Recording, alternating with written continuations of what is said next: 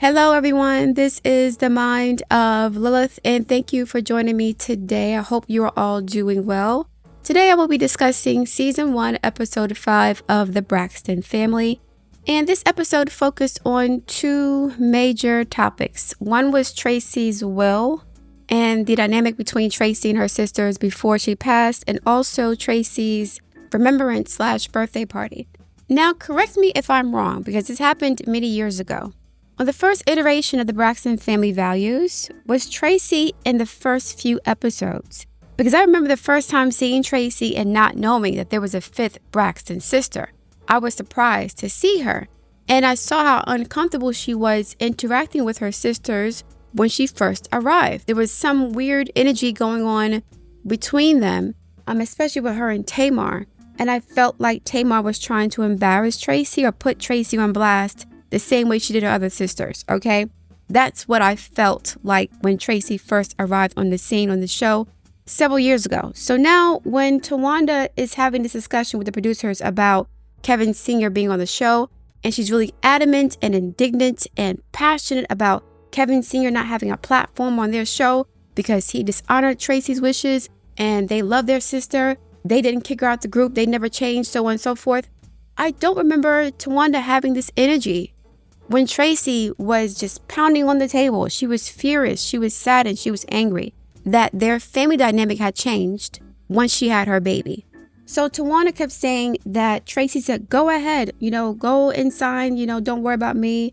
And I believe Traci said this. I do believe Traci told her sisters to go on without her, assuming that their dynamic would not change the same way it didn't change for Trina, because Trina had a baby before Traci did, right? And I forgot all about that. Trina had a baby before Traci did, but Trina was really young. She snapped back really quickly, and so she was able to resume her duties as part of the trio in their girl group. So I think Traci, who's unselfish, told them to go ahead, go and sign without me, assuming they would turn around and come back and get her once things settled with the record label and so on and so forth. But the thing is, the Braxton trio were not popping enough to warrant the record company spending extra money, bringing on a fourth member. And I think that the politics of that situation created a fissure in their relationship between Traci and the remaining three sisters, Trina, Tawanda, and Tamar.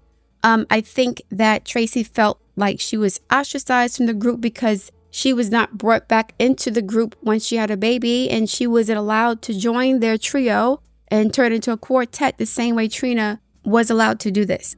I think a part of this is Traci not wanting to take accountability for her decision. Like, she's angry with herself, I believe. And so she projected that anger onto her sisters, blaming them 100% for the family dynamic changing. However, I do believe that they did treat her differently after she couldn't be signed. I do think they either changed their energy towards her emotionally, mentally, physically, energetically. They changed the way that they interacted with her, and she felt that and intuited it. But a part of it could also be her conscience, Traci's conscience, but also maybe her insecurities and paranoia and her regret about the choice she's made, right? So Traci was not going to tell her sisters to sacrifice their careers for her. She's not selfish that way. But I think in hindsight, Traci would not have made that decision or made that choice. She would have been a bit more reticent about it if she knew that it would change the dynamic within their family unit. I don't think she was fully aware of the politics within the music industry at the time because, again, Trina got signed, but Trina, I don't think she was pregnant at the time she got signed. Traci being pregnant, it was a timing issue. She got pregnant at the time where they were ready to sign. I think Trina already had her baby, from what I recall. So if she already had her baby, there's less of an issue with optics. There's less of an issue with, artist development, with budgeting. Like, they know in 9 months she's still going to be able to tour and to record and so on and so forth.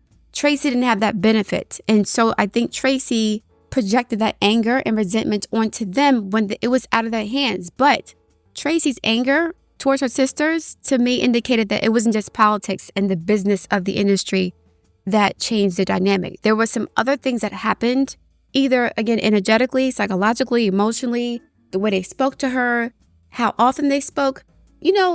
Tony said that her mother low-key blamed her or made her feel guilty for getting signed to LaFace while her sisters were not allowed to. So it's almost like Traci blames her 3 sisters for them moving forward in their careers without her, but it really wasn't their choice. So I think Traci was intelligent enough to understand that part. I don't think her pain came from that situation. Like, she understands the politics of business. I think they could have started acting some timing with her. I think their energy towards her changed. And that's what she's really upset about, as well as, regretting the things she may have done, getting pregnant so soon and so on and so forth, and sacrificing her life and her aspirations for her children, which I think is similar to what their mother maybe went through when she got married and had children at a young age. She could not pursue her professional aspirations as a singer either. So we have more generational trauma being expressed in the family dynamic.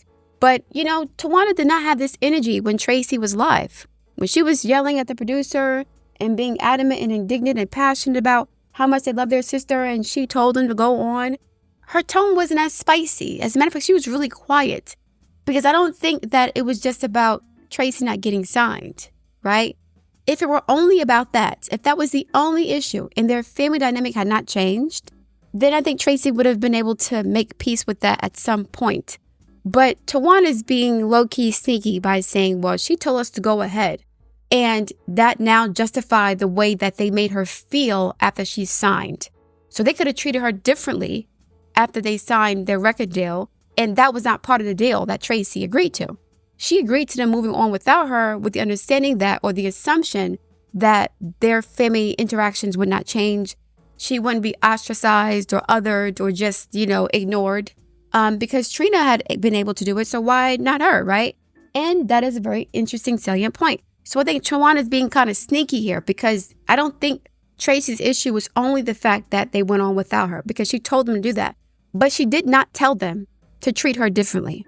She did not tell them to ostracize her or make her feel like she wasn't part of the family. She didn't tell them to do that.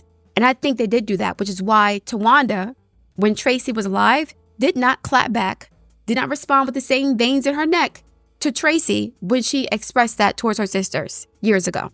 Even with Tawanda calling her nephew Scratchy, every time I hear her say the word Scratchy, I'm hearing it's the Itchy and Scratchy show, which is like a little cartoon clip from The Simpsons. I don't know why she's calling him Scratchy. I think she's trying to make it seem as if she was really close to Kevin Jr. And I'm not saying she didn't love her nephew and they didn't have a relationship. But I think that Tawanda is calling him Scratchy now to kind of shoehorn herself into a dynamic that she did not have with her sister while she was alive. So if I call him Scratchy, right, and I have this little term of endearment for him, that means that I'm close enough to him to have a nickname for him when he was really, really, really young. That means I was really close to Traci. And that was not the case, because Traci would not have felt the way she did if they were that close. I'm not saying that Traci felt like they hated her or they didn't care about her, but she was really, really upset on the show about the way they treated her. And this brings me to part 2 of this conversation, when they went to that really sorry, whatever that memorial thing was, the birthday party celebration, it was sorry. It looked disjointed, depressing. The venue was too big. They needed to get a smaller space because it felt like they were all separated in their own little corners. It wasn't a really intimate setting. It felt like a bootleg retirement party. It just was, no. They could have had that situation at somebody's house. Somebody's house was big enough to host that event. It was just depressing. It was depressing because you can see how weak the family tree is. That family tree looks very weak. The branches look weak. The children don't want any kids. People aren't married to people who look like their family members. It just looks like a weak, dying family unit. And I'm not sure that's the case. I don't think it is. But it was so, it was awkward. It was uncomfortable. The kids didn't want to dance. They didn't know how to dance because you didn't teach them how to dance. You can see the generational disconnect. Like, the cousins don't look like they knew each other that well. Like, it just was a weird energy that was not close. It was sad. And I'm not saying that they were supposed to be joyous and celebrating and like, yeah, she's gone. Traci's dead. I'm not saying that at all. But it was a really depressing situation. Michael Sr. wasn't there. Tony wasn't there. Kevin Sr. wasn't there. I didn't like it. And then we find out that Tamar didn't know that Traci was sick until 2 months before she passed away. And Tamar said she only found out when she heard her mother weeping. When a woman weeps, or anybody weeps, that means that the grief and the pain is so deep that you cannot contain it anymore. A lot of the old generations, especially the women, especially if you're Capricorn or Cancer, they hold their grief and their sadness and their feelings in their body like an urn. And it expresses itself as like this tension, this anger, this frustration, a lack of patience, irritability. So yeah, I believe Tamar when she stated that her mother was just devastated about her daughter dying. But she puts on a brave face because that's what Capricorns do, right? Capricorns are considered the stoics of the zodiac. And I think, her mother wanted to be strong for the rest of her siblings, even for herself. But Tamar said she didn't know, and her mother could not tell her. Her mother was instructed not to tell her. Nobody was allowed to tell Tamar that Traci was dying. And Tamar couldn't get mad at her sisters because if Traci wanted her to know, Traci could have told her herself. Now I'm going to just use myself as an example. I'm not saying this is what Traci was experiencing at the time, but a few years ago, I received a really serious health diagnosis that was very scary. And I have a really big family. My immediate family is huge and my extended family is really, really big.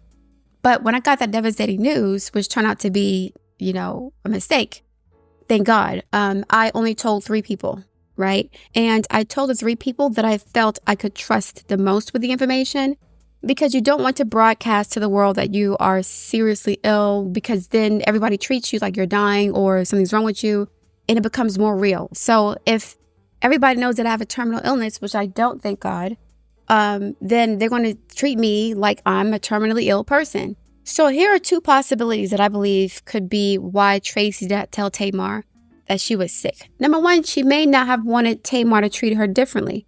She may not have wanted Tamar to pity her or feel sorry for her or to, change her behavior towards her because she was dying.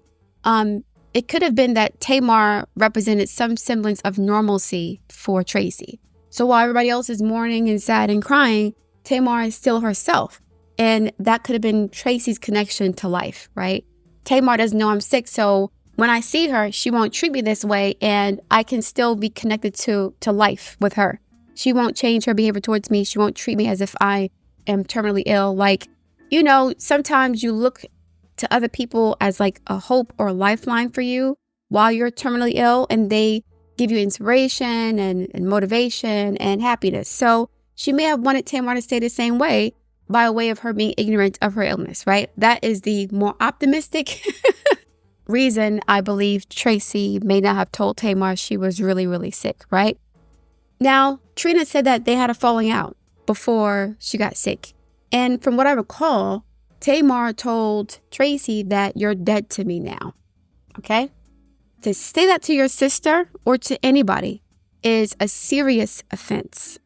Which brings me to my second and more ominous reason why I believe Traci may not have told Tamar that she was really sick and dying. If you tell somebody that you're dead to me, that comes from a certain space in that person's psyche. You have to be of a certain disposition and mentality to tell someone that you supposedly love that they're dead to you now. You are dead to me now. You don't exist to me, especially if they're your so-called family. So when we are in like life or death crisis situations, we don't want to be surrounded by some tiny people. We have to be around people who are ride or die for us, who have our back, who have our best interest. We can't be around people who have this sometimey weird, iffy energy toward us, because we can pick that up. As you get closer to death, and even when you come into the world as a baby, right? Some of you guys already know that when babies are born, they don't like to be born in a room full of people. Many babies will wait until everybody leaves the room to be born, because some people have spirits and energies attached to them that are waiting to jump into the baby's body without their permission, okay? And this happens a lot. So many babies choose to, wait until the room is cleared before they're born into the world. That's why everybody can't be a midwife. Because if you have negative energies and spirits attached to you, that baby can feel this. It can see it before it comes into the world. So this also happens when you're dying, in my opinion. You become more attuned psychically to people's energy. And I would not want someone around me who could tell me that I'm dead to them around me on my deathbed. I personally would not want that person's energy around me whatsoever. As a matter of fact, I don't even want you knowing that I'm sick because I don't want you thinking about me as I'm sick. You know what I'm saying? Like, I'm the kind of person, and I'm kind of weird like that, who gets offended when certain people I don't like are thinking about me. I don't even want you thinking about me if I don't like you. I get offended by that. So I could imagine that Traci, in her very fragile state, did not want people around her who present themselves as loving and caring. I love you. And that is there. I do believe that Tamar loved her sister. But whatever spirit that was in Tamar that told her sister, you're dead to me now, she don't want that around her on her deathbed, no matter what Tamar says. And yes, towards the end, Traci was able to, bring Tamar around, and, she found out basically the last minute that Traci was sick.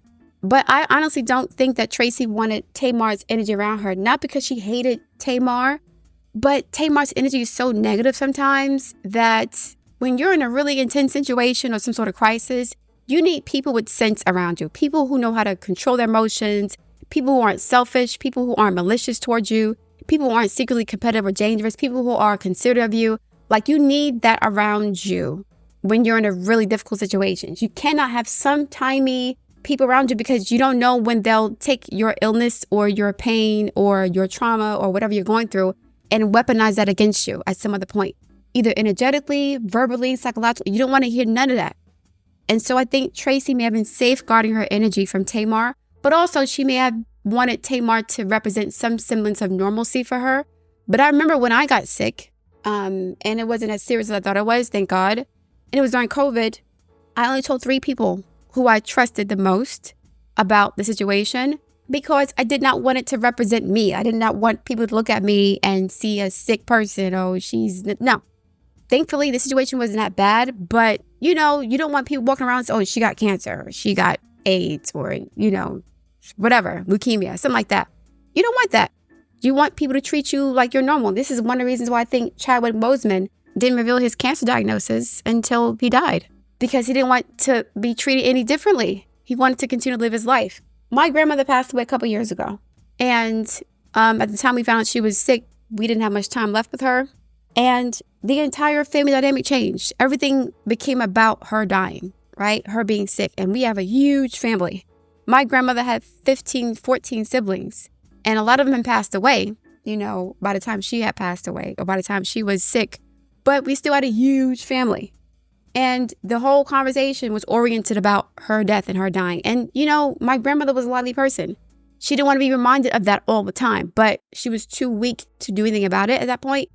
But I empathize with that. Nobody wants to constantly be reminded of how ill they are when they're on their deathbed. And they don't want to be around negative, petulant, immature, selfish, inconsiderate energy.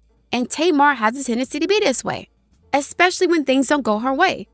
I think she was the one who told her sister, Traci, that she was dead to her. I think she said this. And, they didn't bring it up specifically, because I'm sure it's a sore point for Tamar, and they didn't want Tamar to kind of blow up and, start going on a tirade about that. Because I'm sure Tamar regrets saying that. Like, Tamar's a human being. She's not perfect. But if you are in a very fragile state of life due to some sort of crisis, whether it's financial or health-wise or mental health issues, you don't want people around you who can exacerbate your issues. And you only want people around you who have your best interests, who you trust, and who do not have the capacity within them to tell you that you're dead to them when you're healthy. That reflects a different type of spirit and energy that is very dark and very insidious. And again, I'm not saying Tamar would have done anything to hurt Traci. No. But energetically, Traci may not have wanted someone around her who had the capacity to think this way. Because now I'm in a really sensitive space. I need to be around peace and happiness and joy, family and love. I mean, one of Traci's best friends, Sandra, was there. And Sandra was there with Traci every single day until she passed away. Sandra knew about the situation before Tamar did. I bet you Sandra never told her best friend, Traci, that you're dead to me. I bet you that never happened. I wouldn't be surprised if Sandra was closer to Traci than her own sisters, to the point where they can even deny that. So at one point, Tamar asked Sandra, what would make you drop everything for your best friend? Not a sister, but for your friend, before she passed away, right? And her friend responded, Traci's friend responded. She said she didn't want to be alone and she wanted company and she needed support. And so I was there for her. That's all. It's that simple. And you can tell from Sandra's countenance, her presence, her energy. And I'm not saying that Sandra's perfect or anything, but you can tell that she really, really loved Traci and was really a good friend to her. And she could have been a better friend to her than her own sisters were. Because I bet you Brenda never said anything to the same effect of you're dead to me now, or I hate you, or whatever. I bet you Brenda did not speak to Traci the same way Tamar did. So Traci loved Tamar and Tamar loved Traci. But some people's love is toxic. And you don't want to think about or be around a person who could think like that when you're in that situation. I did not want to be around people who I did not trust when I thought I was really, really sick. I didn't want them to know about me. I didn't want them thinking about me. I just wanted to be alone to process what I was going through so that I can, have the energy and the time, the resources and the wherewithal and the strength and the maturity to handle the situation the way that needs to be handled so that I can still manage and maintain my life in the event that I do recover and get better. And then my life isn't in disarray. So I understand why Traci did that. And again, Tamar can't be mad at anybody but herself because Traci could have told her if she wanted to know. But I think Traci may have wanted to hold that over Tamar's head a little bit. Like, you wish death on me, and now here I am. I don't want to tell you nothing. It could have been I don't want to say vengeance. I'm not going to say that. It could have been like you made me feel like I wasn't worth nothing. Now I'm going to treat you the same way. If I'm dead to you, then you're kind of sort of dead to me in that regard. Not like I hate you, but you're not in my closest circle of people I trust. Traci did not trust Tamar. If you can't tell someone that you're close to, that you're dying or really, really sick, you don't really trust them with that information. You don't. And so for good reason, Traci didn't trust Tamar. And Tamar has to look at herself and analyze why that is. She can't blame Trina, her mother, Tawanda, or Tony for that, or anybody for that. She can't blame anybody but about that for herself. And this could also explain why when they had the grief counseling session, Tamar was like, oh, nobody ever tells me anything. Yeah, because if you have it in you to tell someone that you supposedly love, that you hate them in a sense, because when you say you're dead to me, that's like I hate you. I can't fuck with you like that. I cannot. It will never be what it was or what I thought it was in the first place. There's something inside of you I can't trust. I don't care how much work you do on yourself. That's what's up. That's great. But on an intimate, emotional, energetic level, I cannot trust you. And it's not because I don't trust you and I want to do you any harm. It's not that. It's just that when I'm in a sensitive space, when I need all of my energy to heal and to figure out what my next steps are and, the transition, the journey and all this other stuff, there's a lot that happens when you think you're dying. You don't have time to deal with someone like Tamar, who makes things all about her when it's not always about her. Like when little Kevin was at that grief counseling session and the police came in and she wanted the deets about what was going on in front of the cameras. Like, that's not appropriate. Yes, you want to know what's going on, but it's not your business. That's Kevin's business to tell you. It's as simple as that. But because you're so selfish or self-absorbed, you feel entitled to people's intimate secrets and business, and then you'll weaponize that against them.